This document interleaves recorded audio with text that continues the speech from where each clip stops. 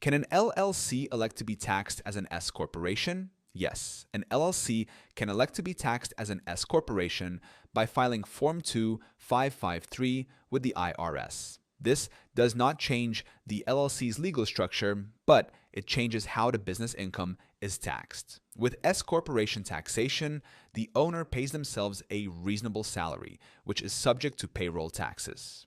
Any remaining profits can be taken as distributions, which are not subject to self-employment tax. This can reduce the overall tax burden if the LLC earns more than the owner's salary. Not every LLC qualifies.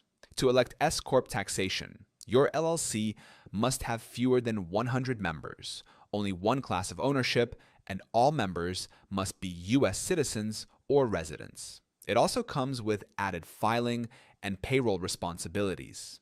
Zen Business can help you form your LLC and file the S Corp election so your taxes are set up correctly. The link is in the description, and if you want a step-by-step breakdown of LLC basics, you can also download my free guide on how to set up an LLC.